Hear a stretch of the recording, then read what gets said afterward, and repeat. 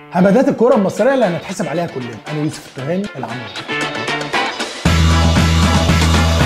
احنا شعب جدع دمه خفيف ابن نكته بيقول الحق بس بيموت في الهجص، وطول ما الكلام ببلاش هنفضل نسمع شويه هبدات كفيله انها تخلص على اي حد. في اول الموسم في رئيس واحد من الانديه الجماهيريه عمل مداخله في الراديو وقال ان مورينيو كلمه مخصوص عشان يرشح له المدرب اللي هم المفروض كانوا يتعاقدوا معاه، وهو اصر على المدرب اللي كان ماسك الفرقه في الاول لحد ما خسروا ومشوه. طب فاكرين صلاح محسن لما طلع في التلفزيون وقال لك ان محمد صلاح قال له ان في ناس من ليفربول حاطين عينهم عليه وهو اصلا ما كانش بيلعب؟ طب نرجع بالزمن شويه، كان في ليبرو في الزمالك اسمه احمد مجدي، فاكرينه؟ قال لك انا ريال مدريد عرضت عليا ان انا انضم لهم في سنه من السنين. طب ما رحتش ليه يا عم احمد؟ قال لك رفضت عشان كانوا عايزين يلعبوني باك ليفت. لا تصاحب مبدا. نرجع لورا اكتر، لاعب مصري حاوي موهبه ما يختلفش عليها اتنين، بيطلع كرة من المناخير، الكابتن عبد الستار صابر. بقاله كذا سنه كل ما يظهر في لقاء تلفزيوني يقول لك فيه لما سالوا كريستيانو رونالدو مين مثلك الاعلى يقول لهم صابر. بمناسبه كريستيانو احنا الراجل ده مبهدلينه معانا من زمان قوي. انا افتكر الكابتن جمال عبد الحميد ظهر في لقاء تلفزيوني قديم وقال لك ان السير اليكس فيرجسون ما استفادش من قدرات كريستيانو رونالدو، واكد ان لعيب زي كريستيانو رونالدو ده لو كان موجود عنده في غزل دمياط وقت ما كان بيدربهم ما كانش هيلعبوا على الاطراف. قال لك انا لعبه ديفندر في نص الملعب وابدا الهجمه من تحت.